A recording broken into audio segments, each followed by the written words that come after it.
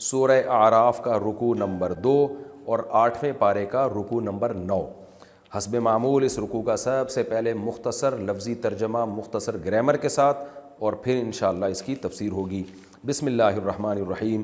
وَلَقَدْ خَلَقْنَاكُمْ تحقیق ہم نے تمہیں پیدا کیا، ثم پھر صورناکم ہم نے تمہیں صورت دی، صور یصور تصویراً کا معنی شکل دینا، یہ صورت بھی ہم نے تمہیں دی۔ ثم پھر ہم نے قلنا ہم نے کہا للملائکہ فرشتوں سے اسجدوا لآدم آدم کو سجدہ کرو، فسجدوا سب نے سجدہ کیا الا ابلیس مگر ابلیس نے نہیں کیا، لم یکن نہیں ہوا وہ من الساجدین سجدہ کرنے والوں میں۔ قال اللہ نے فرمایا ما منعک تجھے کس چیز نے روکا اللہ تسجد کہ تو نے سجدہ نہیں کیا، یعنی سجدہ کرنے سے تجھے کس چیز نے روکا، کون سی ایسی چیز تھی جو رکاوٹ بن کے تجھے یہاں تک لے آئی کہ تو نے سجدہ نہیں کیا۔ اذ امرتک جبکہ میں نے تجھے حکم دیا تھا، امر یامرو حکم دینا آسان ہے۔ قال شیطان نے کہا انا خیر منہ انا کا معنی میں، خیر منہ بہتر ہوں اس آدم سے، خلقتنی بنایا ہے تو نے نی مجھ کو، من نار آگ سے، وخلقتہ اور بنایا ہے خلقتہ ضربتہ کی طرح، اور پیدا کیا ہے تو نے ہو اس آدم کو من طین مٹی سے، طین مٹی کو کہتے ہیں۔ قال اللہ نے فرمایا فاہبط پس نکل جا، فا آتا ہے تو کے معنی میں، یعنی اگر تو یہ کہہ رہا ہے سردے سے انکار کر رہا ہے اس دلیل کی بیس پر، فاہبط تو یہاں سے نکل جا، اصل میں تھا اہبط، ہبط یہبط کا معنی ہوتا ہے بلندی سے پستی کی طرف جانا، تو اہبط میں الف سائلنٹ ہو گیا، فاہبط منہا تو پھر تو نکل جا یہاں سے، یعنی اگر تو اس طرح کی باتیں کر رہے ہیں نکل جا یہاں سے۔ فما یکون لکا پس نہیں ہے، یکون نہیں ہے یہ بات لکا تیرے لیے، کیا بات، ان تتکبرا کہ تو تکبر کرے، فیہا اس جگہ پر، اس جگہ پر، فیہا یہ جو جگہ ہے جہاں تو یہ باتیں کر رہا ہے یہاں تیرے پر تکبر زیب نہیں دیتا۔ فاخرج پس نکل جا یہاں سے، انکا بے شک تو ہے، من الصاغرین کم لوگوں میں، صغر سے نکلا ہے، چھوٹے کو کہتے ہیں صاغر، چھوٹا کمتر، تو ذلیل ہوگی، یہ اس کا ترجمہ ہم یہاں کریں گے تو رسوا لوگوں میں سے ہے۔ قال شیطان نے کہا انظرنی، انظر ینظر انظارن مہلت دینا، انظر اکرم کی طرح، شیطان کہنے لگا انظرنی مجھے مہلت دے دے، الی یومی اس دن تک یبعثون جس دن لوگوں کو زندہ کیا جائے گا، اٹھایا جائے گا، بعث یبعث کا معنی بھیجنا اٹھانا سب چیزوں میں استعمال ہوتا ہے، جس دن لوگوں کو حشر کی طرف بھیجا جائے گا، قبروں سے اٹھایا جائے گا، اس دن تک کے لیے تو مجھے مہلت دے دے۔ قال اللہ نے فرمایا انکا بے شک ہے تو من المنظرین مہلت دیے ہوئے لوگوں میں سے، یعنی تجھے میں نے مہلت دے دی ہے، تو مہلت دیے ہوئے لوگوں میں سے، لوگوں میں شامل ہو گیا ہے، جیسے بہت سے لوگوں کو مہلت ملتی ہے تجھے بھی مہلت مل گئی ہے۔ انظر ینظر انظارن مہلت دینا، منذر مہلت دینے والا، منظر جسے مہلت دی جائے، منظرین اس کی جمع۔ قال تو شیطان کہنے لگا فبما فا کا معنی تو، بیما ما زائد ہے، اغویتنی اغوا یغوی اغواءن کا معنی ہوتا ہے گمراہ کرنا، اغویتا اکرمتا کی طرح، بیما اغویتنی تو نے مجھے گمراہ کیا، فبما اس سبب سے، یعنی چونکہ تو نے مجھے گمراہ کیا ہے تو اب اس وجہ سے، بعض سبب کے لیے آتا ہے نا، یعنی با جو آتا ہے نا یہ سبب بیان کرنے کے لیے بھی آتا ہے، بسببی ھذا الامر اس کام کی وجہ سے، تو فبی ما اغویتنی ما زائد ہے، فبی ما اغویتنی اس لیے کہ تو نے مجھے گمراہ کیا ہے، اب میں کیا کروں گا، لأقعدن اے اللہ تو نے مجھے گمراہ کر دیا نا تو اب میں کیا کروں گا، لأقعدن قعد یقعد قعودن کا معنی بیٹھنا، اقعدو انصرو کی طرح، لأقعدن لہم میں ضرور ضرور بیٹھوں گا، لہم ان انسانوں کے لیے، صراطک المستقیم تیرے سیدھے راستے پر، یعنی میں سیدھے راستے پہ آ کے ان انسانوں کے لیے بیٹھ جاؤں گا تاکہ یہاں سے ہٹاتا رہوں ان کو۔ ثم پھر اس کے بعد لآتینہم آتا یوتی ایتاءن یہ عطا یاتی سے ہے، عطا یاتی کا معنی آنا، تو آتی ضاربن کی طرح آنے والا، ثم لآتینہم نہیں یہ ہے فعل مضارع، عطایا یاتیو ضربا یضربو کی طرح، تو یاتیو یاتیانی یاتیون تاتیو تاتیانی تاتون، تو پھر اس میں آخر میں آتا ہے اتیو ناتیو، جیسے اضربو نضربو، تو آتیو ناتیو پڑھا جاتا ہے اتیو کو، اور نون تاکید کا لگے گا تو آتینہ، یعنی پھر میں آؤں گا، آتینہم میں آؤں گا ان کے پاس، من بین ایدیہم ان کے سامنے سے بھی، ومن خلفہم ان کے پیچھے سے بھی، وعن ایمانہم یمین دائیں کو کہتے ہیں، ایمان اس کی جمع، ان کے دائیں سے بھی، شمال بائیں کو کہتے ہیں، شمائل اس کی جمع، اور ان کے بائیں جانبوں سے بھی، یعنی میں سیدھے راستے پر ان کے سامنے بیٹھ جاؤں گا، پھر میں ضرور بھی ضرور آؤں گا۔ لا آتین، یہ جب لام بھی تاکید کا اور نون بھی تاکید کا لگتا ہے تو قسم کے معنی میں دیتا ہے، قسم کا معنی پیدا ہو جاتا ہے اس میں، گویا میں قسم اٹھا کے کہتا ہوں کہ میں ان کے سامنے سے بھی آؤں گا، ان کے پیچھے سے بھی، دائیں سے بھی، بائیں سے بھی آؤں گا ان کے پاس، یعنی وسوسے ڈالنے کے لیے۔ وَلَا تَجِدُوا، اور اے اللہ تو نہیں پائے گا، وجد یجد وجدان کا معنی پانا، تو نہیں پائے گا اکثرہم ان میں سے اکثر کو، شاکرین شکر کرنے والا۔ قال، اللہ نے کہا، اخرج منہا نکل جا یہاں سے، منہا اس جگہ سے، مذءومن ذلیل ہو کے، مذءوم کہتے ہیں رسوا آدمی کو، مذءوم ہو کے، مدحورا دحور سے نکلا ہے دھتکارنا، مدحورا دھتکارا ہوا، جس کو دھکے دے کے نکالا جاتا ہے نا اس کو مدحور اس میں مفعول ہے، مذءوم بھی اس میں مفعول ہے، مذمت والا، رسوا والا، رسوائی والا ہو کے، اور مدحورا دھتکارا ہوا ہو کے یہاں سے نکل جا، یعنی ایک تو آپ کسی کو ویسے ہی نکالتے ہیں نا عزت کے ساتھ کہ فی الحال آپ یہاں سے تشریف لے جائیں، آپ یہاں سے چلے جائیں، تو ایسا نہیں، اللہ کہہ رہے ہیں تو یہاں سے نکل اس حال میں کہ تو رسوا بھی ہے اور تو دھکے دے کے نکالا ہوا ہے یہاں سے، دھتکارا ہوا ہے یہاں سے دفع ہو جا تو۔ لمن تبعک منہم، لام تاکید کے لیے، من تبعک منہم جو بھی اتباع کرے گا تیری، منہم ان انسانوں میں سے، لأملأن ملأ یملأ ملأن اس کا معنی ہوتا ہے بھرنا، تو لأملأن میں ضرور بھی ضرور بھر دوں گا، جہنم کو، منکم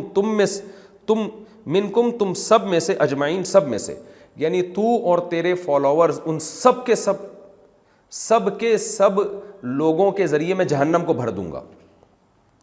وَيَا آدم، اور اے آدم، اسکن سکونت اختیار کر، سکن یسکنو سکونت اختیار کرنا، وَيَا آدم اسکن انتا سکونت اختیار کر تو بھی، وَزَوْجُكَ اور تیری زوجہ بھی، الجنہ جنت میں، فَكُلَا پس تم کھاؤ، کل کھان ایک آدمی کو کہا جاتا ہے، کلا دو کو، تم دونوں کھاؤ، من حیث جہاں سے چاہو، شئتما تم دونوں چاہو، شاء یشاء چاہنا، شئتما اصل میں تھا شیأتما ضربتما کی طرح، تم دونوں جہاں سے چاہو اس جنت میں کھاؤ، ولا تقربا اور قریب مت جاؤ دونوں، ہذہ الشجرہ اس درخت کے، اشارہ کر کے بتا دیا اس درخت کے قریب مت جاؤ، فتکونا تو تم دونوں ہو جاؤ گے، من الظالمین ظالمین میں سے، یعنی اگر اس درخت کے قریب بھی گئے کھانے کی کوشش کی ظالمین میں سے ہو جاؤ گے۔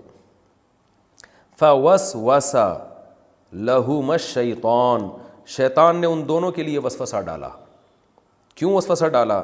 لیبدی لہما تاکہ ظاہر کر دے، ابدا یبدی ابداءً کا معنی ظاہر کرنا، کہتے ہیں نا باطن نظر میں یہ چیز اچھی لگ رہی ہے ظاہری نظر میں، تو اب ابدا کا معنی ہوتا ہے ظاہر کرنا، تاکہ ظاہر کر دے لہما ان دونوں کے لیے، ماں وہ چیز، ووری عنہما جو ان دونوں سے چھپائی گئی تھی، وارا یواری مواراتن، زاربا یزارب مزاربتن، اس کا معنی ہوتا ہے چھپانا، یہ ورا سے نکلا ہے، ورا کسے کہتے ہیں؟ پیچھے کو، ہماری فقہ کی کتابوں میں ایک اصطلاح استعمال ہوتی ہے ما وراء النہر، دریا کے پیچھے، یہ جو دریائے آمو ہے نا روس اور افغانستان کو ملاتا ہے، اس سے پیچھے کے علماء کو ما وراء النہر کہا جاتا تھا، اردو میں کہتے ہیں اس کے ورے، یعنی اس کے پیچھے، تو یہ باب مفاعلہ میں جب جاتا ہے تو واریا یواریو مواریتن، زاربا یزارب مزاربتن، جو پڑھا جاتا ہے وارا یواری مواراتن، یہ وہ نہیں ہے جس کو اردو میں کہتے ہیں وارے میں نہیں آ رہا، یہ وہ والا وارا نہیں ہے، تو پردے کے معنی میں استعمال ہوتا ہے۔ ورا مخلوق کو بھی کہتے ہیں کیونکہ یہ بھی پردہ بن کے زمین کو اس نے ڈھانپا ہوا ہے، تو وارا یواری مواراتن کا معنی چھپانا، تو ووریا فعل مجہول ہے زوریبا کی طرح، چھپائی گئی۔ اب ترجمہ سمجھیں، شیطان نے ان دونوں کے دلوں میں وسوسہ ڈالا، لیبدی لہما، تاکہ شیطان ان دونوں کے لیے ظاہر کر دے، ماں اس چیز کو، ووریا عنہما، جو ان دونوں سے چھپائی گئی تھی۔ یعنی دونوں سے جو چیز چھپائی جاتی ہے وہ شرمگاہ ہوتی ہے، تو انسان ایک دوسرے سے چھپاتا ہے وہ شرمگاہ۔ من سوآتہما، یعنی ان دونوں کی شرمگاہیں۔ سو اصل میں بری چیز کو کہتے ہیں، لیکن شرمگاہ بھی ایسی چیز ہے جس کے تذکرے سے اور جس کی دیکھنے سے انسان کو کراہت آتی ہے، تو اس لیے اس کو سوآت کہا گیا ہے۔ من سوآتہما یعنی ان کی شرمگاہوں کو۔ تو جو شرمگاہیں دونوں کی ایک دوسرے سے چھپائی گئی تھیں، جو انسان چاہتا ہے کہ چھپا کے رکھے، تو شیطان نے ان دونوں کے دلوں میں وسوسہ ڈالا تاکہ ان دونوں کی شرمگاہیں کھلوا دے، وہ ایک دوسرے کے سامنے ظاہر کر دے۔ یعنی یہاں بھی لام جو ہے نا عاقبت کے لیے، شیطان کا مقصد یہ نہیں تھا ان دونوں کو بے لباس کر دے، شیطان کا مقصد تو یہ تھا کہ اللہ کا نافرمان بنا دے، لیکن اس کا نتیجہ یہ نکلا کہ سزا کے طور پر لباس دونوں سے چھین لیا گیا اور ان کی شرمگاہیں ایک دوسرے کے سامنے کھل گئیں۔ تو اس لیے یہ لام عاقبت کے لیے، جو میں بار بار اس کو ڈیفائن کر چکا ہوں کہ لام عاقبت کیا ہوتا ہے، انجام بیان کرنے کے لیے۔ شیطان نے ان دونوں کے دلوں میں وسوسہ ڈالا تاکہ شیطان ان دونوں کے لیے وہ چیز ظاہر کر دے جو ان سے چھپائی گئی تھی، یعنی ان کی شرمگاہیں۔ وقال، اور شیطان کہنے لگا، ما نہاکما ربکما، نہیں منع کیا تم دونوں کے رب نے تم دونوں کو، نہا کا معنی منع کرنا، عن ہذہ الشجرہ، اس درخت کے کھانے سے، الا مگر صرف اس لیے، ان تکونا کہ تم دونوں بن جاؤ، ملکینی دو فرشتے۔ اللہ کو پتا تو تم یہ چیزیں کھاؤ گے تم فرشتے بن جاؤ گے، تو ملک فرشتے کو ملکینی دو فرشتے، او تکونا من الخالدین، یا تم ہو جاؤ گے ہمیشہ رہنے والوں میں سے۔ وقاسمہما، اور شیطان نے ان دونوں کے سامنے قسمیں اٹھائیں، انی لکما لمن الناصحین، میں تم دونوں کے لیے خیر خواہ ہوں۔ ناصح خیر خواہ کو کہتے ہیں، نصیحت کرنے والا۔ فدلاہما بغرور، شیطان نے دلالت کی ان دونوں کی، رہنمائی کی ان دونوں کی، بغرور دھوکے کے ساتھ ان کی کو گائیڈ کیا۔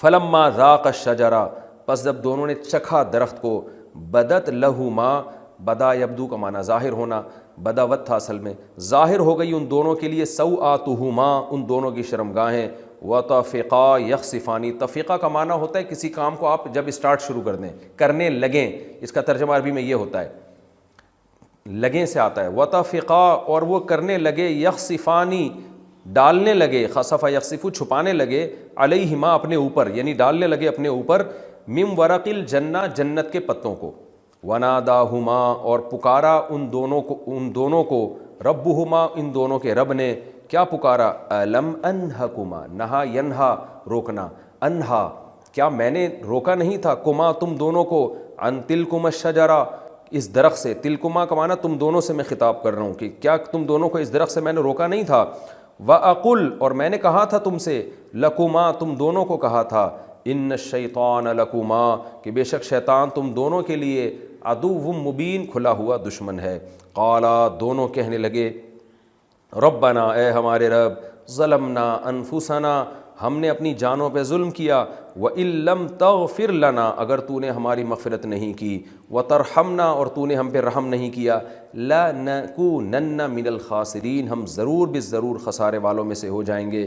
قال، اللہ نے فرمایا، اہبطوا، نکلو یہاں سے، اترو یہاں سے، جنت سے زمین کی طرف اترو، بعضکم لبعض عدو، تم میں سے بعض کے دشمن ہوں گے، اب یہ امن نہیں ملے گا تمہیں، زمین میں اب تمہاری اولادیں لڑیں گی آپس میں، وَلَكُمْ فِي الْأَرْضِ، اور زمین میں ہے تمہارے لیے مستقر، ایک قرار گاہ، ٹھکانہ ہے زمین میں، وَمَتَاعٌ، اور فائدے کی چیزیں ہیں، سامان ہے، إِلَىٰ حِین، کچھ وقت تک کے لیے، کچھ وقت اب تمہیں زمین میں رہنا ہے۔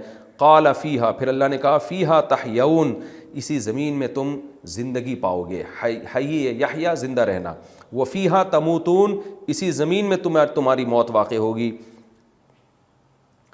وَمِنْهَا تُخْرَجُونَ، اور اسی زمین سے تمہیں اخراج کیا جائے گا، دوبارہ نکالا جائے گا۔ یہ سورہ اعراف کا رکوع نمبر 2 اور 8ویں پارے کا رکوع نمبر 9، اس کا لفظی ترجمہ مختصر گرامر کے ساتھ مکمل ہو گیا۔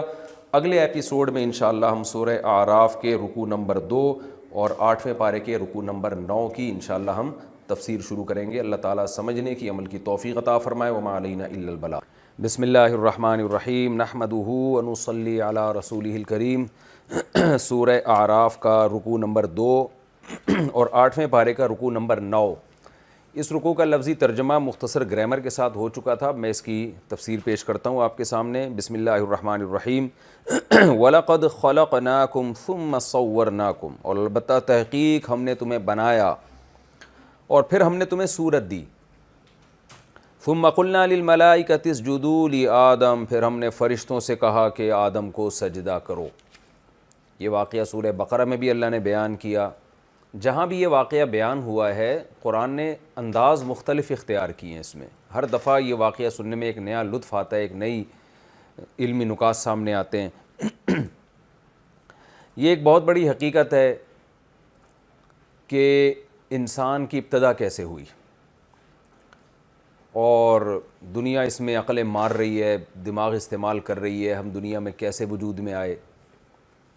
سائنسدانوں نے اپنے نظریات پیش کیے، امکان کے درجے میں کوئی بھی مستند بات ابھی تک کسی نے بھی نہیں کی ہے سائنس کی دنیا میں، اور یہ ایسی چیز ہے جس تک سائنس پہنچ نہیں سکتی ہے۔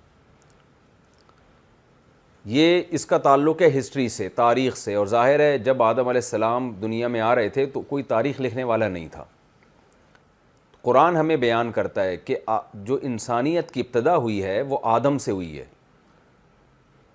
اور ایسا نہیں ہو گیا کہ اتفاق سے ایک انسان بندر سے وجود میں آ گیا ہو۔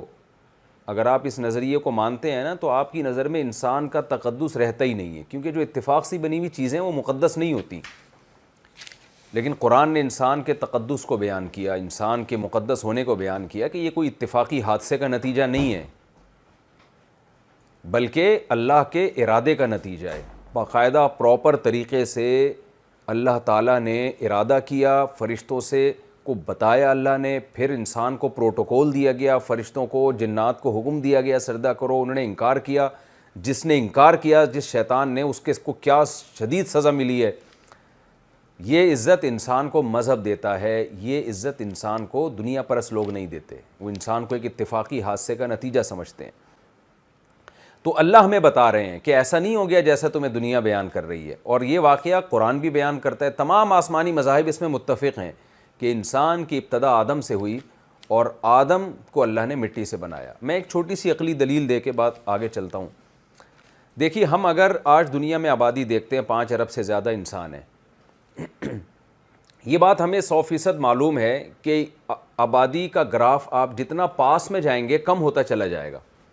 یعنی آج اگر 5 ارب ہیں تو ظاہر ہے کل 4 ارب تھے، پھر 3 ارب تھے، پھر 2 ارب تھے، پھر 1 ارب ہوں گے، پھر ایک وقت آئے گا 50 کروڑ ہوں گے، پھر ایک وقت آئے گا 25 کروڑ ہوں گے، پھر ایک وقت آئے گا 1 کروڑ ہوں گے، پھر 25 لاکھ ہوں گے، پھر وہ ہوتے ہوتے 10 لاکھ، پھر 5 لاکھ، پھر 2.5 لاکھ، پھر 1 لاکھ۔ یعنی یہ اگر آپ گراف کھینچیں تو یہ یوں جا رہا ہے ایسے کر کے۔ یہ گراف اتنا واضح ایسے صاف پتہ چلتا ہے کہ یہ اوپر جاتے جاتے کسی ایک جوڑے پر جا کر منتج ہوتا ہے یہ، اور یہ کوئی بہت زیادہ پرانا ٹائم نہیں ہے جو یہ عمریں بیان کی جاتی ہیں نا کہ انسان کی ابتدا 5 ارب سال پہلے کی ہے، 10 ارب سال، یہ سب مشاہدے کے خلاف ہے۔ اس لیے کہ اگر ہم آبادی کا جو گروتھ کی جو اسپیڈ ہے نا، اس اسپیڈ کو ہم دیکھتے ہیں تو اس اسپیڈ، آج اگر ہم اس انسان کی پیدائش کی رفتار دیکھتے ہیں تو انسان بالغ ہوتا ہے 15 سال میں، 15 سال کے بعد اگر فوراً اس کی شادی ہو جائے تو 9 مہینے بعد بچہ آ جاتا ہے۔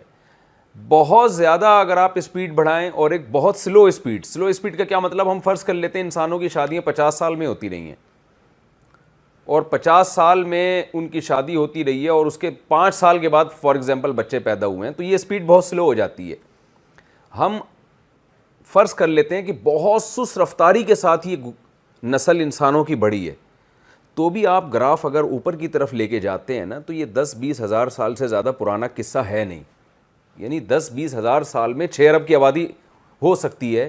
آپ کہہ سکتے ہیں کہ بھئی ہو سکتا ہے اس سے بھی زیادہ سال گزرے ہوں، اور درمیان میں قدرتی حادثوں کی وجہ سے کروڑوں لوگ مر گئے ہوں، تو یہ بات بھی اس لیے قرین قیاس نہیں ہے کہ جو حادثات انسانوں پر ہوتے رہے، انسانی آبادی تو اب پوری دنیا میں پھیلی ہے، جنگیں ہوئی ہیں، ان سے کتنے فیصد لوگ، پوری دنیا میں جنگوں سے زیادہ 1% لوگ ہلاک ہوئے ہوں گے۔ پوری آبادی کے 2% لوگ بہت زیادہ ہلاک ہو گئے، کیونکہ انسان پر جب کوئی آفت آتی ہے، کوئی جنگ ہوتی ہے، تو انسان جان بچانے کے لیے وہ علاقہ چھوڑ دیتا ہے. ایسا نہیں ہوتا کہ سارے ہی کٹتے چلے جائیں، بہت کم ایسا ہوا ہے. اور ایسا بھی نہیں ہوا کہ اتنی بڑی قومیں، یہ پہلی جنگ عظیم اور دوسری جنگ عظیم میں بہت زیادہ لوگوں کا نقصان ہوا، لیکن اتنی بڑی بڑی جنگیں جو تلواروں سے نہیں تھیں، بموں سے تھیں، توپوں سے تھیں، اس میں بھی دنیا کی آبادی کا 1% بھی ہلاک نہیں ہوا ہے، پوری دنیا کی آبادی کا.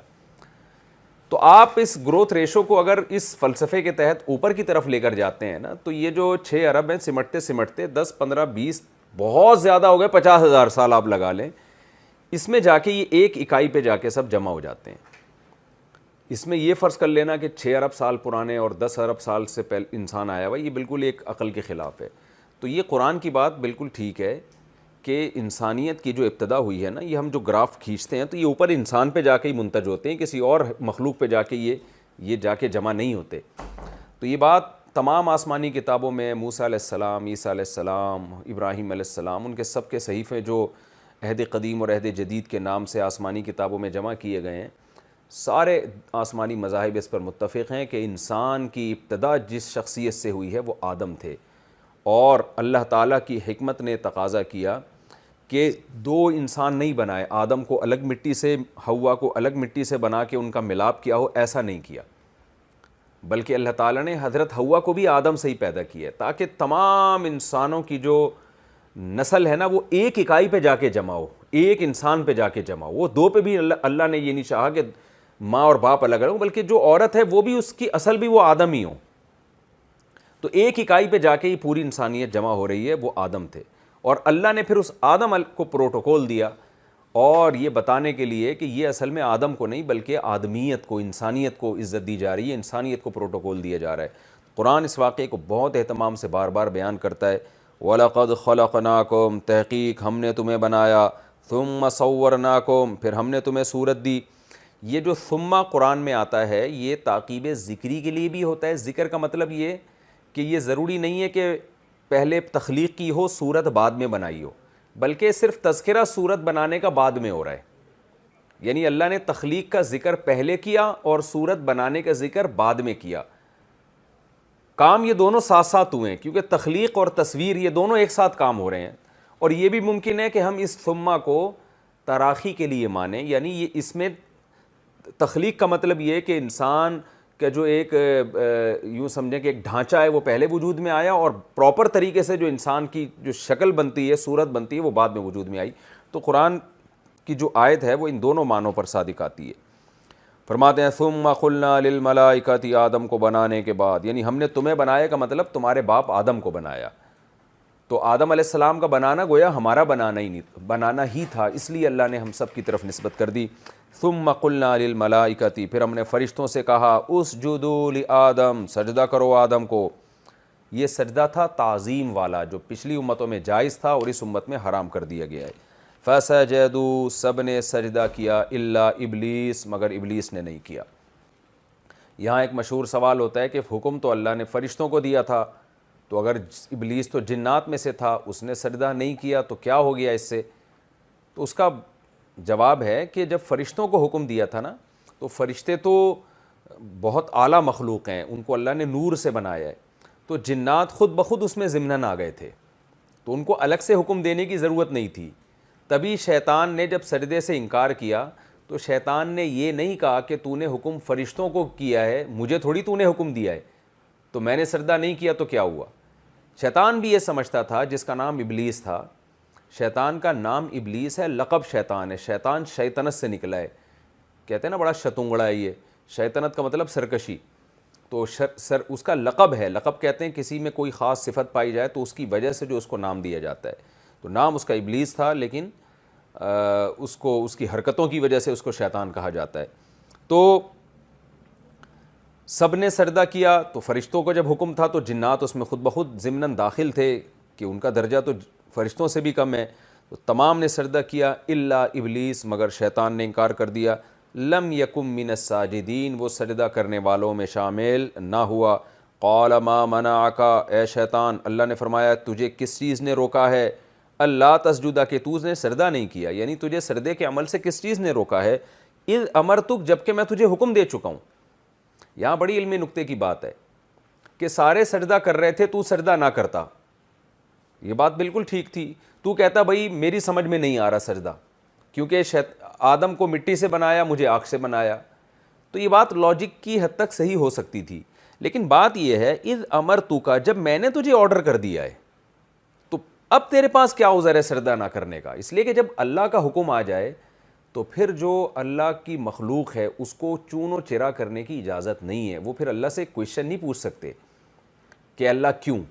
تو یہ بہت اہم پوائنٹ کی بات ہے کہ شریعت جب ہمیں کوئی حکم دیتی ہے نا، آرڈر دیتی ہے، تو اگر ہمیں یہ معلوم ہے کہ یہ حکم اللہ کا ہے تو پھر مسلمان کو اس میں کیوں کی اجازت نہیں ہے کہ خدا نے یہ حکم ہمیں کیوں دیا ہے. عورت کہے کہ مجھے پردے کا حکم کیوں دیا، میرا دل تو صاف ہے. مردوں کو چاہیے کہ وہ اپنی نظروں کو پاک رکھیں. یہ جو آج کل لبرل قسم کی عورتیں اس طرح دلائل دے رہی ہوتی ہیں، جب اللہ نے حکم دیا داڑھی بڑھاؤ تو پھر آپ کہیں کہ جی کیوں حکم دیا، اس زمانے میں کلچر کچھ اور ہے، اس زمانے میں کلچر کچھ اور تھا، وغیرہ وغیرہ. اللہ نے حکم دیا 5 نمازیں فرض ہیں تو آپ پھر کیوں نہیں کر سکتے اس میں؟ تو جب اللہ کا آرڈر ایک دفعہ ثابت ہو جائے تو پھر عابد کو، جو اللہ کا غلام ہے، اللہ کا بندہ ہے، اس کو کیوں کی اجازت نہیں ہے. تو اللہ بھی یہاں فرما رہے ہیں کہ اذ امرتک، جب میں تجھے آرڈر دے چکا تھا، اس کے بعد تو نے سجدے سے انکار کیسے کر دیا؟ قال انا خیر منہ، شیطان نے جواب میں کیا کہا؟ انا خیر منہ، میں اس سے بہتر ہوں. یہ بہت جہالت پر مبنی جواب ہے، اس لیے کہ سوال میں اللہ اس دلیل کا جواب پہلے دے چکے ہیں. گویا اللہ کو معلوم تھا کہ شیطان منطق پیش کرے گا کہ میں آدم سے پہلے بھی ہوں، سینئر بھی ہوں، آدم سے زیادہ عبادت گزار بھی ہوں، اور جس چیز سے مجھے بنایا گیا ہے وہ چیز بھی آدم سے بہتر ہے. تو یہ لاجک پیش کر سکتا ہے. اسی وجہ سے اللہ نے سوال میں اس لاجک کی پہلے ہی نفی کر دی. اللہ نے سوال میں یہ کہا کہ اذ امرتک، جب میں نے تجھے آرڈر کیا ہے، تو میرے آرڈر کے بعد کس چیز نے تجھے روک دیا؟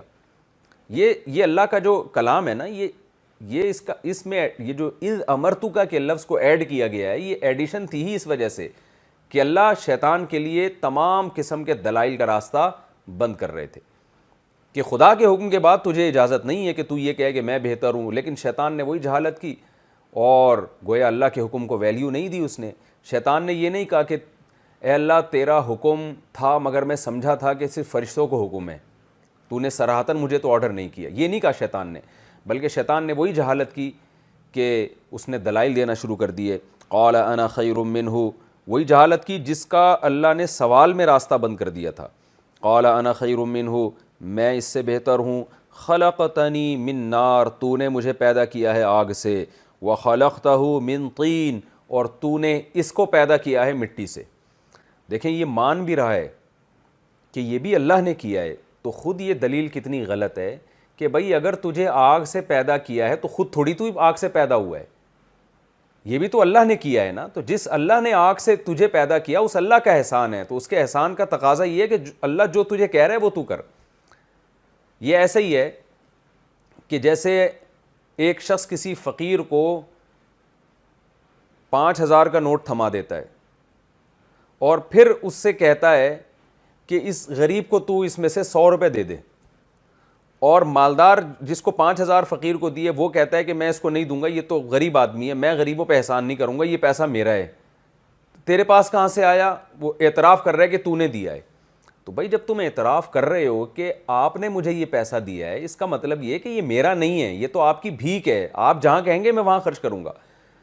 تو آپ دیکھیں تکبر کی وجہ سے شیطان کا کیسا دماغ خراب ہوا کہ وہ اللہ سے کہہ رہا ہے خلقتنی، اعتراف کر رہا ہے تو نے مجھے آگ سے بنایا، تو یہ تو تیرا احسان ہے. اگر تو نے مجھے اچھی چیز سے بنا دیا تو احسان کا تقاضا تو یہ ہے کہ تو جہاں کہے گا میں وہاں سجدہ کروں گا. لیکن انسان کی عقل تکبر سے، حسد سے، جیلسی سے خراب ہو جاتی ہے.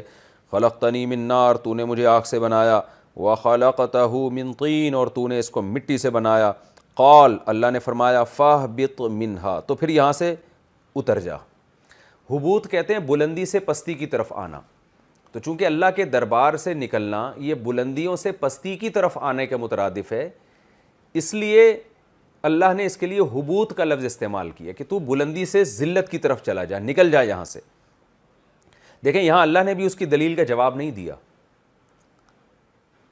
کہ ہاں یہ میں مانتا ہوں کہ جی میں نے تجھے آگ سے پیدا کیا اور اس کو میں نے مٹی سے پیدا کیا، لیکن چونکہ میرا آرڈر ہے تو احسان کا تقاضا یہ ہے کہ میرے آرڈر کو تو پورا کر. یہاں اللہ نے جواب نہیں دیا، اس لیے کہ جو بات بہت واضح ہوتی ہے نا اس کے جواب دے کر اس کو پیچیدہ نہیں بنایا جاتا. اللہ نے فرمایا فاہبط منہا، فا یہ نتیجے کے لیے کہ تیری اگر یہ سوچ ہے، فاہبط تو نکل جا یہاں سے. یہ فا کا معنی ہوتا ہے اردو میں تو سے.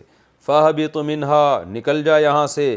فما یکون لک، نہیں ہے تیرے لیے یہ بات، ان تتکبر فیہا، کہ اس مقام پہ رہ کے تو تکبر کر، تو اپنی بڑائی بیان کر رہا ہے میرے سامنے. فخرج، نکل جا یہاں سے. انک من الصاغرین، تو ذلیل لوگوں میں شامل ہو چکا ہے. صاغر صغر سے نکلا ہے، تو رسوا لوگوں میں ہے، ذلیل لوگوں میں، نکل جا یہاں سے. اب دیکھیں اتنی سخت سزا کھانے کے بعد شیطان کو عبرت حاصل ہونی چاہیے تھی کہ میرا پالن ہار جس نے مجھے بنایا ہے، اس نے مجھے حیات اور زندگی دی، وہ بہت غضب میں ہے. مجھے سوری کر لینی چاہیے، مجھے اپنی ندامت اور غلطی کا احساس ہو جانا چاہیے، اس لیے کہ خدا کبھی بھی غلط نہیں ہو سکتا، مخلوق غلط ہو سکتی ہے. لیکن یہاں شیطان کیا کر رہا ہے؟ بجائے معذرت کرنے کے وہ بھی لڑائی پہ اترا ہوا ہے. وہ کیا جواب میں کہتا ہے؟ ٹھیک ہے، انظرنی، اے اللہ مجھے مہلت دے دے، الی یوم یبعثون، اس دن تک جس دن تک لوگ زندہ کر کے اٹھائے جائیں گے. مجھے اتنی لمبی عمر دے دے کہ قیامت آنے سے پہلے میری موت واقع نہ ہو. مقابلے پر کیونکہ اللہ سے تو لڑ نہیں سکتا تھا، تو اب اللہ سے مقابلہ ایسے کر رہا ہے کہ جس آدم کو تو اتنا پروٹوکول دے رہا ہے نا، اے اللہ میں اس آدم کو جہنم کی آگ کا اور اس کی اولاد کو جہنم میں لے جانے کی کوشش کروں گا. قال انک من المنظرین، اللہ نے فرمایا ٹھیک ہے تو مہلت یافتہ لوگوں میں سے ہے. قال، تو شیطان نے کیا کہا؟ فبما اغویتنی، اے اللہ تو نے مجھے گمراہ کیا ہے، بسبب اس بات کے کہ تو نے مجھے گمراہ کیا ہے، تو اس وجہ سے اب میں کیا کروں گا؟ لَأَقْعُدَنَّ لَهُمْ صِرَاطَكَ الْمُسْتَقِيمِ، میں بھی اب ان لوگوں کے لیے یعنی آدم اور اس کی اولاد کے لیے تیرا جو سیدھا راستہ ہے اس سیدھے راستے پہ آ کے میں بیٹھ جاؤں گا. شیطان نے کیا کہا کہ اللہ تو نے مجھے گمراہ کیا ہے؟ کیا مطلب؟ ظاہر ہے اللہ زبردستی کسی کو گمراہ نہیں کرتا، یعنی تو نے میرے اوپر گمراہی کا وہ لگا دیا نا ٹھپا، مجھے گمراہ قرار دے دیا ہے. تو شیطان دیکھیں ہر اچھائی ہو یا برائی ہو اس کا خالق اللہ ہی ہوتا ہے، یہ اہل سنت والجماعت کا عقیدہ ہے. جیسے قرآن میں آتا ہے نا ختم اللہ علی قلوبہم، اللہ ان کے دلوں پہ مہر لگا دیتے ہیں، اللہ ان کو ہدایت، من یضلل اللہ فلا ہادی له، جس کو اللہ گمراہ کر دے اسے کوئی ہدایت نہیں دے سکتا. کیا مطلب؟ کہ انسان گمراہی کا ارادہ کرتا ہے، سیدھے راستے کو قبول نہیں کرتا تو اللہ اسے گمراہ کر دیتا ہے. تو چونکہ گمراہی بھی ایک مخلوق ہے جس کا خالق اللہ ہے، ہر مخلوق کا خالق اللہ ہے، تو گمراہی بھی ایک صفت ہے، یہ بھی ایک مخلوق ہے، یعنی اللہ کے علاوہ اس کائنات میں جو کچھ ہے وہ مخلوق ہی ہے، تو اس لیے اس کی نسبت اللہ کی طرف کی جاتی ہے. تو شیطان یہاں بھی کتنی ضد اور ہٹ دھرمی کی بات ہے، کہہ رہا ہے کہ اللہ تو نے مجھے گمراہ کر دیا. تو بھئی اللہ نے آپ کو گمراہ کیا ہے مانتے ہیں، لیکن اللہ نے توبہ کا دروازہ بھی تو کھولا ہوا ہے، آپ توبہ کر لو اللہ آپ کو ہدایت دے دے گا. لیکن شیطان کیا کہہ رہا ہے یہاں ضد میں آ کے؟ تو نے مجھے گمراہ کر دیا ہے، کیا مطلب؟ اس آدم کی وجہ سے. تو اب میں کیا کروں گا؟ لَأَقْعُدَنَّ لَهُمْ صِرَاطَكَ الْمُسْتَقِيمِ، میں اس آدم کے لیے ضرور بھی ضرور بیٹھ جاؤں گا تیرے سیدھے راستے پر. ایک سیدھا ٹریک ہوگا جس پر یہ چلنے کی کوشش کریں گے، میں اس ٹریک پہ آ کے بیٹھ کر سیدھے راستے سے ہٹانے کی کوشش کروں گا. پھر میں کیا کروں گا؟ ثُمَّ لَآتِيَنَّهُمْ، پھر میں ضرور بھی ضرور آؤں گا ان کے پاس، مِن بَيْنِ أَيْدِيهِمْ، ان کے سامنے سے بھی، وَمِن خَلْفِهِمْ، ان کے پیچھے سے بھی، وَعَنْ أَيْمَانِهِمْ، ان کے دائیں سے بھی، وَعَنْ شَمَائِلِهِمْ، ان کے بائیں سے بھی. یعنی مقابلہ چل رہا ہے. شیطان بجائے تواضع اختیار کرنے کے قسموں پہ قسمیں اٹھائے. یہ جو لام تاکید اور نون تاکید کسی کلام میں ہوتا ہے تو یہ قسم کا معنی دیتا ہے. یہی وجہ ہے کہ قرآن میں دوسرے جگہ پر شیطان کی قسم کا اللہ نے واضح طور پر ذکر کیا، فَبِعِزَّتِكَ، اللہ مجھے تیری عزت کی قسم کہ میں ان کو گمراہ کروں گا. تو یہاں بھی شیطان بجائے تواضع اختیار کرنے کے کہ اللہ کے غضب کی وجہ سے کچھ کمی پیدا کرے اپنے انتقام کے جوش میں، توبہ کرے، یا توبہ نہیں کر سکتا تو کچھ لب و لہجے میں نرمی پیدا کرے، لیکن حسد کی آگ اور تکبر انسان میں تواضع پیدا کرنے کے بجائے اس کو مزید جرائم پر اکساتا ہے. تو یہاں مزید جرائم پہ جرائم کرتا چلا جا رہا ہے اور کہہ رہا ہے کہ صرف میں گمراہ نہیں کروں گا بلکہ گمراہی کے طریقہ بھی اللہ کو بیان کر رہا ہے. میں ان کے سامنے سیدھے راستے پہ بیٹھ جاؤں گا، میں پھر ان کے سامنے سے آ کے بھی بیٹھوں گا, ان کے پیچھے سے بھی آؤں گا, دائیں سے بھی یعنی تمام جہات سے ان پر حملہ کروں گا. وَلَا تَجِدُ أَكْثَرَهُمْ شَاكِرِينَ, اور اے اللہ تو ان میں اکثر کو شکر گزار نہیں پائے گا. یعنی رزلٹ بھی اناؤنس کر دیا اس نے, رزلٹ بھی اناؤنس کر دیا. یہ ایسے جیسے ہم کسی کو چیلنج کر رہے ہو نا کہ میں رنگ میں اس کو پچھاڑنے کی کوشش کروں گا. ایک تو طریقہ یہ ہوتا ہے میں پورا زور لگا دوں گا اس کو ہرانے پر, اور ایک طریقہ چیلنج کا یہ ہوتا ہے میں پورا زور لگا دوں گا اور لوگوں تم دیکھو گے کہ وہ مقابلہ ہار جائے گا. تو شیطان بھی اللہ کو رزلٹ اناؤنس کر کے بتا رہا ہے کہ میں اتنا زور لگاؤں گا کہ لا تجیدو, اے اللہ تو نہیں پائے گا اکثرہم, ان انسانوں میں اکثر لوگوں کو شکر گزار. کیا مطلب؟ تیرا کھائیں گے, مانیں گے کہ تو نے پیدا کیا ہے, صبح و شام تیری دی ہوئی نعمتوں سے لطف اندوز ہوں گے, لیکن انسانوں کی اکثریت جتنا تجھے بھولے گی اتنا کسی اور کو نہیں بھولے گی. کیسا عجیب واقعہ اللہ ہمیں بیان کر رہے ہیں کہ دیکھو یہ سب شیطان قسمیں اٹھا چکا ہے, تم کس کی بات مان رہے ہو. قال اخرج منها, اللہ فرماتے ہیں ٹھیک ہے نکل جا یہاں سے. مذءوما, مذءوم کا وہی معنی ہے جو مذموم کا معنی ہے, مذموم مذمت والا, رسوا ہو کے. مدحورا, دھتکارا ہوا. دحور کہتے ہیں کسی کو دھتکار دینا, پتھر مار کے بھگا دینا, جس طرح سے دھکے دے کے نکالا جاتا ہے. اللہ کہتے ہیں نکل جا میرے دربار سے ذلیل اور رسوا ہو کر. لمن تبعک منہم, لام تاکید کے لیے, من تبع, جو بھی اتباع کرے گا, کا تیری, منہم ان انسانوں میں سے, لأملأن, ضرور بالضرور میں بھر دوں گا جہنم کو, منکم تم سے بھی, تم سب سے, اجمعین سب کے سب سے. یعنی تو اور تیرے فالوورز, میں بھی پھر ان کو جہنم میں ڈالنے میں کوئی کسر نہیں چھوڑوں گا. انسانوں کو میں بتا دوں گا کہ یہ شیطان تمہارا دشمن ہے جیسے کہ آگے آ رہا ہے, لیکن اس کے باوجود بھی تو تجھے فالو کرے گا تو میں بھی اس کی بخشش نہیں کروں گا. وَيَا آدم, یہ شیطان اور اللہ کا مکالمہ ہوا اور شیطان اپنے مشن پہ نکل گیا. پھر اللہ کہتے ہیں ہم نے آدم سے خطاب کیا, وَيَا آدم, اور اے آدم, اسکن, سکونت اختیار کر, انتا, تو بھی, وزوجک, اور تیری بیوی بھی, الجنت, جنت میں, جنت میں آرام سے زندگی گزارو.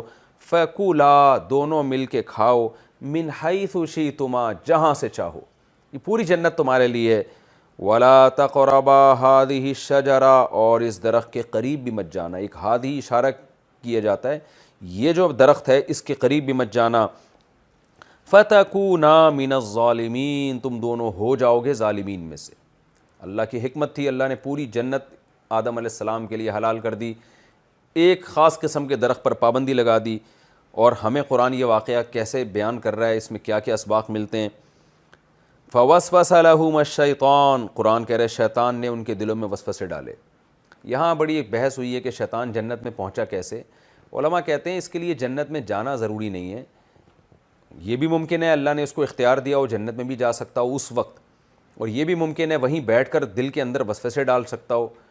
تو یہ دونوں باتیں ممکن ہیں عملاً. بہرحال شیطان نے ان کے دلوں میں وسوسے ڈالنا شروع کر دیے. لیبدی لہما, جس کا رزلٹ یہ نکلنا تھا کہ ان کے لیے ظاہر کر دے, ما, وہ چیز, ووری عنہما, جو ان دونوں سے چھپی ہوئی تھی, من سوآتہما, یعنی ان کی شرمگاہیں. میاں بیوی کے لیے ایک دوسرے سے پردہ نہیں ہوتا, لیکن نارملی میاں بیوی بھی ایک دوسرے سے اپنی شرمگاہ کو چھپاتے ہیں, اور نارمل کنڈیشن میں بھی میاں بیوی اس میں حیا محسوس کرتے ہیں کہ ایک دوسرے کے سامنے بے لباس ہو کے بیٹھیں جیسے کہ کلچر ہے ہمارا. تو یہ انسان کی حیا کا تقاضا ہے. ویسے تو میاں بیوی کے لیے حلال ہے ایک دوسرے کے سامنے بے لباس ہونا, لیکن نارمل کنڈیشن میں ایسا ہوتا نہیں ہے اور اس کو حیا کے خلاف سمجھا جاتا ہے, اور قرآن بھی اسی کو اپریشیٹ کرتا ہے. تو تاکہ ان کے سامنے ظاہر کر دے جو شرمگاہ وہ ایک دوسرے سے چھپا رہے ہیں. وَقَالَ مَا نَهَاكُمَا رَبُّكُمَا, اور شیطان نے ان سے آ کے یعنی دل میں وسوسے ڈالے. اور کیا وسوسے ڈالے؟ مَا نَهَاكُمَا رَبُّكُمَا, تم دونوں کے رب نے تم دونوں کو نہیں روکا, عن هذه الشجرة, اس درخت سے, الا ان تکونا ملکین, مگر صرف اس لیے کہ تم دونوں فرشتے بن جاؤ گے, او تکونا من الخالدین, یا تم دونوں ہمیشہ رہنے والوں میں سے بن جاؤ گے.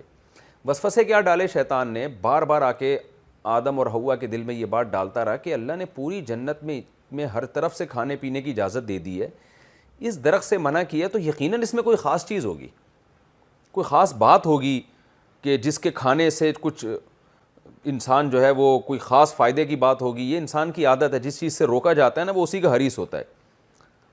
تو شیطان نے دل میں وسوسہ ڈالا، ہاں بھائی وہ خاص بات یہ ہے کہ اس کے کھانے سے نا تم پر موت ختم ہو جائے گی، اتنی خوبصورت جنت تم ہمیشہ ہمیشہ رہو گے اس میں، اور فرشتوں کی طرح بن جاؤ گے۔ فرشتے بننے کا مطلب جیسے فرشتوں پہ موت نہیں آتی، تم بھی ایسے ہی بن جاؤ گے۔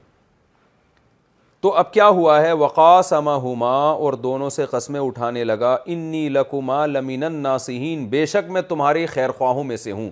دیکھیں شیطان انسانی شکل میں آ کے نہیں قسمیں اٹھاتا، بلکہ یہ بھی وسوسے ڈالتا ہے کہ یہ جو، یعنی اس کی قسموں کا مطلب یہ ہے کہ آپ کے دل میں جو یہ وسوسہ آ رہا ہے نا کہ یہ گناہ کرنے میں مجھے فائدہ ہے، تو وہ اتنی تاکید سے وسوسہ آتا ہے کہ جیسے جو آدمی پہلی دفعہ ہیروئن پیتا ہے یا نشہ کرتا ہے، تو شیطان کیا وسوسہ ڈالتا ہے، پہلے تو انسان کا ضمیر ملامت کرتا ہے، بھائی دیکھو چرسیوں کا حال دیکھو، ہیروئنچیوں کا حال دیکھو کیا ہو رہا ہے۔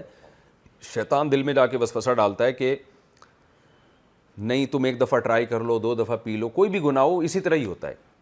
پھر ایک وسوسے کا درجہ ہوتا ہے، اتنا زبردست وسوسہ آتا ہے کہ انسان سمجھتا ہے کہ میں یہ نشہ نہ کر کے گویا غلط کر رہا ہوں۔ تو یہ وہ کیفیت ہے جس کو قرآن قسموں سے تعبیر کر رہا ہے، کیونکہ جب کوئی قسم اٹھا کے کوئی بات کرتا ہے نا تو ہمیں یقین آ جاتا ہے۔ تو شیطان بھی بعض دفعہ اتنے پاورفل وسوسے ڈالتا ہے کہ گویا شیطان قسمیں اٹھا اٹھا کے کہہ رہا ہوتا ہے کہ تم یہ کام کر لو۔ بالکل یہی کنڈیشن آدم اور حوا علیہ السلام کے ساتھ کی کہ یہ جو ان کے دل میں جو خیال آنے لگے کہ بھئی اگر ہم اس درخت سے کھائیں گے تو ہمیشہ زندہ رہیں گے، اس وجہ سے اللہ نے ہمیں اس سے روکا ہے، یہ اتنی تاکید کے ساتھ وسوسے دل میں آنے لگے کہ یعنی ان کو یقین ہو گیا کہ یہ کھانے میں ہمارا بہرحال فائدہ ہی فائدہ ہے۔ تو اس پاورفل وسوسے کو قرآن اس انداز سے تعبیر کر رہا ہے، فَدَلَّاهُمَا بِغُرُورٍ، شیطان نے دھوکے کے ساتھ ان کی رہنمائی کی، یعنی یہ غلط وسوسے تھے۔ فَلَمَّا ذَاقَ الشَّجَرَةَ، پس جب دونوں نے درخت سے چکھا، بَدَتْ لَهُمَا سَوْآتُهُمَا، دونوں کی شرمگاہیں ایک دوسرے کے لیے ظاہر ہو گئیں۔ سب سے پہلی سزا یہ ملی، اللہ نے جنت کا لباس چھینا۔ وَطَفِقَا يَخْصِفَانِ عَلَيْهِمَا مِنْ وَرَقِ الْجَنَّةِ، اور شرم کی وجہ سے جنت کے درختوں کے پتوں سے اپنے جسم کو ڈھانپنا شروع کر دیا انہوں نے۔ یہاں ایک بڑا مسئلہ ہے کہ دیکھیں اہل سنت والجماعت کا اس بات پر اجماع ہے، اس پر قرآنی آیات احادیث شاہد ہیں کہ پیغمبر سے گناہ نہیں ہوتا، اجتہادی خطا ہوتی ہے۔ تو تمام مفسرین جتنے بھی معتبر ہیں وہ یہاں متفق ہیں کہ یہاں آدم علیہ السلام سے اجتہادی خطا ہوئی ہے۔ وہ اجتہادی خطا کیا ہے؟ وہ اجتہادی خطا یہ ہے کہ جب ان کے دل میں یہ وسوسہ آیا نا کہ اس چیز سے اللہ نے ہمیں روکا ہے، اس درخت سے ہم کھائیں گے تو ہم ہمیشہ زندہ رہیں گے، تو ان کے دل میں ایک لالچ پیدا ہوئی۔ اب کیا ہوا ہے کہ جب انسان کے دل میں کسی کام کو کرنے کی لالچ پیدا ہوتی ہے نا تو پھر وہ اس کے جواز کے بہانے تلاش کرتا ہے۔ تو آدم علیہ السلام اور اماں حوا بھی بیٹھ کے سوچنے لگے کہ بھائی اللہ تعالیٰ نے ہمیں جو اشارہ کر کے کہا ہے نا ہذہ شجرہ، یہ والا درخت نہیں کھانا، تو اس ٹائپ کے جنت میں اور بھی تو بہت سارے درخت ہیں۔ مثال کے طور پر فرض کر لیں کہ وہ آم کا درخت ہے، ایک فرض کر لیں، تو اللہ نے تو یہ کہا ہے نا یہ آم کا درخت نہیں کھانا، تو ہم وہاں سے ٹرائی کر لیتے ہیں، دوسرے والا درخت کھا لیتے ہیں، یہ والا کھائے نا اللہ تعالیٰ نے۔ حالانکہ جب اشارہ کیا جاتا ہے، بھائی آپ جب کسی کو سمجھاتے ہیں کہ یہ کوئی حکیم سمجھا رہا ہو کسی مریض کو کہ تم کریلے کی بیل کی طرف اشارہ کر کے کہہ رہے ہو یہ پھل تم نے نہیں کھانا ہے، تو اس میں جنرلی اس کا یہی مطلب ہوتا ہے کہ پوری دنیا میں کہیں بھی کریلا تم نے نہیں کھانا ہے، تمہیں نقصان دے گا۔ جب شوگر کے مریض کے سامنے رسگلے پڑے ہوئے ہوں اور آپ اس کی طرف اشارہ کر کے کہیں کہ تم نے یہ مٹھائی نہیں کھانی ہے، تو یہ کا لفظ صرف تعیین کے لیے ہوتا ہے، اس کو اور واضح کرنے کے لیے ہوتا ہے کہ خوب سمجھ لو کہ میں کون سی مٹھائی سے تمہیں روک رہا ہوں۔ یہ مطلب نہیں ہوتا کہ اس ڈبے کا رسگلہ تو تم نہیں کھاؤ، باقی ڈبوں سے تم 10 رسگلے خرید کے کھا لو۔ تو تعیین کا مقصد اللہ تعالیٰ کا ہرگز یہ نہیں تھا، اشارہ کا مقصد کہ صرف اس پھل کو کھانے پر پابندی ہے، باقی پوری دنیا پوری جنت میں اس درخت اس کے علاوہ جو درخت ہیں اسی نوعیت کے ان سے جہاں سے چائے کھا سکتے ہو۔ لیکن چونکہ آدم علیہ السلام اور اماں حوا کے دل میں وسوسے آنے لگے کہ یہاں اللہ نے پابندی لگائی ہے تو ہمیں ہمیشہ اس زندہ رہنا ہوگا اگر ہم یہ کھا لیں گے، تو جب ایسے وسوسے انسان کو آتے ہیں تو پھر وہ جواز کے بہانے تلاش کرتا ہے۔ تو آدم اور حوا کے دل میں یہ خیال آیا کہ اللہ نے اس درخت سے بولا ہے، وہ والے سے نہیں بولا، تو ہم وہاں سے ٹرائی کرتے ہیں۔ تو یہ ایک اجتہادی غلطی تھی، لیکن پیغمبروں کی معمولی سی غلطی کو قرآن بہت بڑے جرم سے تعبیر کرتا ہے۔ وَعَصَىٰ آدَمُ رَبَّهُ فَغَوَىٰ، قرآن کہتا ہے سورہ طٰہٰ میں آدم نے رب کی نافرمانی کی اور گمراہ ہو گئے۔ تو یہ قرآن یعنی اللہ کی جلالت ہے، اللہ کا جلالی انداز ہے۔ جیسے کہ یونس علیہ السلام کے بارے میں قرآن کیا کہتا ہے کہ یونس علیہ السلام ہم سے پرمیشن کے بغیر اپنی قوم کو چھوڑ کے چلے گئے. فظن ان لن نقدر علیہ. اور یونس علیہ السلام کے بارے میں قرآن کہہ رہا ہے فظن ان لن نقدر علیہ. یونس یہ سمجھے کہ ہمیں یونس پر قدرت ہی نہیں ہے. حالانکہ دیکھیں کوئی پیغمبر کبھی بھی یہ نہیں سمجھ سکتے کہ اللہ کو ان پر طاقت نہیں ہے. یونس علیہ السلام سے تو ایک اجتہادی غلطی تھی کہ اللہ نے عذاب کا وعدہ کیا ہے تو اس قوم پہ عذاب آئے گا تو میں بھی اس عذاب میں پھنسوں گا, تو قوم تو ایمان لا نہیں رہی ہے تو نکل جاؤ یہاں سے. یونس علیہ السلام کا مقصد ہرگز اللہ کی نافرمانی نہیں تھی, لیکن اللہ کا انداز ہے جلالی, اس کی کتاب جلالی ہے, تو اللہ اسی انداز میں بیان کرتا ہے کہ یونس علیہ السلام کو ہم نے سزا دی اور مچھلی کے پیٹ میں پہنچا دیا. کیوں؟ یونس یہ سمجھ بیٹھے تھے کہ اللہ کو آپ پر قدرت ہی نہیں ہے.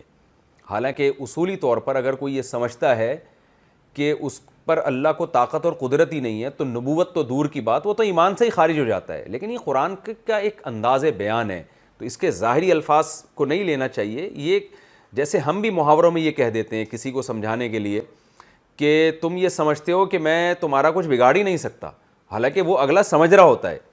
تو یہ قرآن بھی چونکہ اللہ تعالیٰ بھی ہم سے جب کلام کرتے ہیں نا تو عام انسانوں میں جو محاورے استعمال ہوتے ہیں انہی محاوروں کے مطابق کلام کرتے ہیں. اس لیے علماء نے یہاں لکھا ہے کہ یہ جو قرآن نے کہا کہ آدم نے خدا کی نافرمانی کی, اس سے اصطلاحی نافرمانی مراد نہیں ہے. اصطلاح میں ٹرم جو نافرمانی کی ہے وہ تو گناہ کے معنی میں استعمال ہوتی ہے, وہ والا معنی یہاں استعمال نہیں ہوا ہے. یہ قرآن کا جلال ہے, قرآن اسی انداز سے بیان کرتا ہے. تو یہ آدم علیہ السلام سے اجتہادی غلطی ہوئی ہے. کیوں؟ پیغمبروں سے جان کر اللہ کی نافرمانی نہیں ہوتی, ایسی نافرمانی جس میں نافرمانی کے علاوہ اس کا کوئی اور توجیہ اس کی ممکن ہی نہ ہو, کیونکہ پیغمبر قابل تقلید ہوتے ہیں. اگر پیغمبروں سے نافرمانی کا صدور ممکن ہوتا تو وہ قابل تقلید نہ رہتے. تو قرآن کہہ رہا ہے فلما ذاق الشجرہ, شیطان نے کیا کیا, وسوسے دل میں ڈال کے مزین کر دیا اور پھر آدم علیہ السلام سے خطا کروا دی. وہ یہ سمجھے کہ یہ والا کھانا ہے تو اس طرف اشارہ کیا, اور یہ مفسرین نے نکالا کہا ہے ہادھی کے لفظ سے نکالا ہے کہ لا تقربا ہادھی الشجرہ, اللہ نے اشارہ کر دیا تھا یہ والا درخت نہیں کھانا. تو اس سے صاف پتہ چلتا ہے کہ آدم علیہ السلام نے کوئی دوسرا درخت کھا کے یہ سمجھے کہ اس میں شاید اللہ ناراض نہ ہو. حالانکہ اللہ کی خشیت کا تقاضا یہ تھا کہ کسی درخت سے بھی نہ کھاتے, اللہ سے پہلے پرمیشن لیتے کہ اللہ تو نے یہ والا منع کیا ہے, کیا سارے درخت منع ہے؟ لیکن ظاہر ہے شیطان نے جب یہ بتا دیا کہ اس میں آپ کے اتنے فائدے ہیں, تو جب انسان کو کسی چیز میں فائدہ نظر آتا ہے تو پھر وہ اس کی یہ نیچر ہے کہ وہ کوشش کرتا ہے کوئی جواز کا بہانہ نکلے. تو عین ممکن ہے آدم علیہ السلام کے دل میں خیال آیا ہو کہ ہم اگر اللہ سے پوچھیں گے کہ کیا سارے درخت حرام ہیں تو اللہ پابندی نہ لگا دے, تو کھا پہلے لو پوچھ بعد میں لو. اس طرح سے شیطان نے ان کے دل میں وسوسے ڈال کے ان سے وہ غلطی کروا دی. فلما ذاق الشجرہ, جب دونوں نے درخت کو چکھا ہے, بدت لہما سوآتہما, سب سے پہلے لباس چھینا گیا, وناداہما ربہما, اور ان کے رب نے ان دونوں کو پکارا, الم انہکما, اے آدم اور حوا کیا میں نے تمہیں روکا نہیں تھا, عن تلکما الشجرہ, اس درخت سے, وَأَقُلْ لَكُمَا, اور میں نے تمہیں کیا پہلے یہ کہا نہیں تھا, ان الشیطان لکما عدو مبین, کہ شیطان تم دونوں کا کھلا ہوا دشمن ہے. کیا میں نے کہا نہیں تھا تمہیں؟ یہ پہلے سمجھا دیا تھا کہ اس نے اس سردے سے انکار کیا تمہیں گمراہ کرے گا. دیکھیں شیطان نے فوراً باطل تعویلات پیش کرنا شروع کر دی تھی اپنے جرم کی, جو بالکل اللاجیکل باتیں تھیں کہ میں اس سے بہتر ہوں, آگ سے بنایا. یہاں کیا ہے, آدم علیہ السلام کے پاس ایک بہانہ ہو سکتا تھا کہ اللہ تو نے کہا تھا اس درخت سے نہ کھانا, اور اب بھی تو یہ کہہ رہا ہے کہ میں نے تمہیں اس درخت سے, تلکما بھی اشارہ ہے نا کہ اس درخت سے منع کیا تھا, اللہ ہم نے اس سے تھوڑی کھایا, ہم نے تو اس سے کھایا ہے. لیکن آدم علیہ السلام نے یہاں عذر پیش نہیں کیا, وہ اللہ کے غضب اور سزا جو اللہ نے دی جنت سے کہ لباس کا چھن جانا, اس سے سمجھ گئے کہ مجھ سے نافرمانی ہوئی ہے, مجھ سے غلطی ہوئی ہے. اب بجائے اس کے کہ میں تعویلات کروں کہ اللہ تو نے اس والے سے منع کیا تھا, اس والے سے منع نہیں کیا تھا, اور اب تو ڈانٹ بھی اس والے پہ رہا ہے, اس والے پہ تھوڑی ڈانٹ رہا ہے, کوئی لاجک پیش نہیں کی, اللہ کے غضب کو دیکھ کے سمجھ گئے کہ ہم سے غلطی ہوئی ہے. فوراً کیا کرنے لگے, قالا, اے ہمارے رب, ربنا, دونوں کہنے لگے ربنا, اے ہمارے رب, ظلمنا انفسنا, ہم نے اپنی جانوں پر ظلم کیا ہے, وَإِن لَّمْ تَغْفِرْ لَنَا, اب ہمارے پاس کوئی آپشن نہیں ہے سوائے اس کے کہ تو ہمیں معاف کر دے, ہم سزا کے مستحق ہیں, تو جو سزا دینا چاہے ہم مستحق ہیں. وَإِن لَّمْ تَغْفِرْ لَنَا، لیکن اگر تو نے ہمیں معاف نہ کیا، وَتَرْحَمْنَا، اور ہم پہ رحم نہ کیا، لَنَكُونَنَّ مِنَ الْخَاسِرِينَ، ہم قسم اٹھا کے کہتے ہیں ہم برباد ہو جائیں گے، خسارے والوں میں سے ہو جائیں گے۔ فوراً اللہ سے توبہ استغفار کرنے لگے، معذرت کرنے لگے۔ تو کیسی اچھی مثال قائم کر دی آدم علیہ السلام نے، اور اللہ نے بھی کتنا خوبصورت انداز انسان کی ابتدا کا بیان کیا۔ اور آج سائنسدان کس یونیورسٹیاں اور ہمارے کالجز انسان کو کس میں لگا رہے ہیں، کہ بندر تھے جو مختلف مراحل سے یہاں تک گزر کے آئے ہو، کیا انسان انسانیت پہ چلے گا، کیا وہ انسانیت کو فالو کرے گا؟ تو کتنا خوبصورت انداز تھا انسان کو دنیا میں لانے کا اور اسے اس پریکٹیکل سے گزارنے کا، کتنا خوبصورت انداز قرآن نے اختیار کیا اور ہمارے رب نے اختیار کیا، ہمیں ہمارے باپ آدم کو پیدا کر کے ان کو جنت میں رکھا۔ قرآن کیا کہتا ہے؟ قال اہبطوا، یہاں سے نکل جاؤ، بعضکم لبعض عدو، تم میں سے بعض کے دشمن ہوں گے۔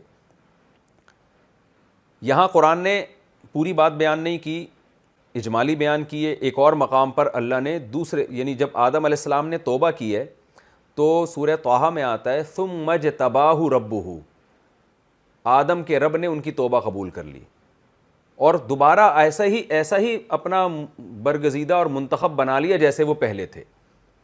وہدا، اور پھر ان کی صحیح رہنمائی کی، آئندہ ان سے ایسی غلطی نہیں ہوئی، یعنی اللہ نے ہونے نہیں دی ان سے ایسی غلطی کبھی، یعنی ان کی ایسی تربیت ہو گئی کہ اب آئندہ انہوں نے اس طرح کی اجتہادی غلطی بھی نہیں کی۔ تو سورہ طٰہٰ میں آتا ہے کہ جیسے ہی آدم علیہ السلام نے یہ الفاظ کہنا کہ اللہ ہم سے ظلم ہوا ہے اپنی جان پر، تو نے ہمیں معاف نہ کیا تو ہم تو برباد ہو جائیں گے، تو اللہ فرماتے ہیں ثم اجتباہ ربہ، اللہ نے ان کی توبہ قبول کر لی۔ اور نہ صرف یہ کہ قبول کی ہے، بلکہ اس غلطی سے پہلے اللہ کے جتنا قرب تھا، جتنے قریب تھے، ویسا ہی اللہ نے قرب عطا کر دیا۔ اجتباہ کا معنی دوبارہ اللہ نے ان کو سلیکٹ کر لیا اپنے قرب کے لیے، اپنی محبت کے لیے۔ یہاں قرآن کہہ رہا ہے کہ ہم نے ان کو حکم دیا یہاں سے چلے جاؤ، تو اس سے صاف پتہ چلتا ہے کہ توبہ تو اللہ نے قبول کر لی اور اپنا قرب بھی دے دیا، لیکن اس خطا کا جو دنیاوی حکم تھا، دنیاوی لحاظ سے جو پنشمنٹ تھی، وہ بہرحال اللہ نے دی ہے۔ تو اب یہ پنشمنٹ ظاہری لحاظ سے پنشمنٹ تھی، حقیقت میں پنشمنٹ نہیں تھی، بلکہ اس سے صاف پتہ چلتا ہے کہ اس آیتوں سے لگ رہا ہے کہ آدم علیہ السلام سے جو خطا ہوئی، اللہ نے توبہ قبول کی، لیکن اللہ نے کہا توبہ تو قبول کروں گا، اب جنت میں نہیں رہو گے، نکل جاؤ یہاں سے، اب زمین پہ جا کے رہو اور اس طرح سے رہو گے کہ تم سب آپس میں لڑو گے۔ یعنی جنت تو امن کی جگہ ہے، وہاں تو لڑائی پھڈا نہیں ہے، لیکن دنیا میں جب تمہاری خواہشات پوری نہیں ہوں گی تو پھر آپس میں تم خواہشات کے حصول کے لیے لڑائیاں کرو گے، ایک دوسرے کو مارو گے، پیٹو گے۔ وہ اس وقت سے لے کے آج تک جنگیں ہو رہی ہیں اور ختم ہونے کا نام نہیں لے رہی۔ اور آپ دیکھ لیں ابھی روس نے یوکرائن پہ بیٹھے بیٹھے حملہ کر دیا، اور یہ چلتا رہے گا قیامت تک۔ تو یہ اس سزا کا نتیجہ نہیں ہے، یہ اس غلطی کا نتیجہ نہیں ہے، بلکہ دنیا میں تو اللہ کو اتارنا تھا۔ اللہ کو پتا تھا آدم علیہ السلام سے خطا ہوگی، لیکن اللہ اس پروسیس سے گزار کے اتار رہے ہیں، اور یہ بتانے کے لیے کہ میں نے تمہاری توبہ قبول کر لی ہے، جیسے کہ سورہ طٰہٰ میں، لیکن اس کی یہ دنیاوی اثر بہرحال مرتب ہوگا کہ اس کے نتیجے میں اب میں تمہیں دنیا میں بھیجوں گا اور تمہیں اب آزمایا جائے گا۔ جو غلطیوں سے بچیں گے، شیطان کے بہکاوے میں نہیں آئیں گے، اب وہ اس جنت میں داخل ہوں گے، اور جو شیطان کے بہکاوے میں آئیں گے وہ اس جنت سے محروم کر دیے جائیں گے۔ تو یہ سزا تھی، دنیاوی سزا تھی۔ دنیاوی سزا کا مطلب یہ ہوتا ہے، ایک سزا وہ ہوتی ہے جو اللہ کے غضب کی وجہ سے ہو، اور ایک سزا وہ ہوتی ہے جو تربیت دینے کے لیے ہو، ایک پروسیس سے گزار کر اس میں کوئی حکمتیں اور مصلحتیں ہوں۔ تو یہ ان حکمتوں اور مصلحتوں کے لیے جس کے لیے آدم کو پیدا کیا، کیونکہ اللہ نے اصل میں آدم کو زمین کے لیے پیدا کیا تھا، جنت کے لیے پیدا نہیں کیا تھا، لیکن اللہ پہلے زمین پہ بھیجتے تو وہ پروسیس سے گزر کے نہ آتے، وہ اسباق حاصل نہ ہوتے۔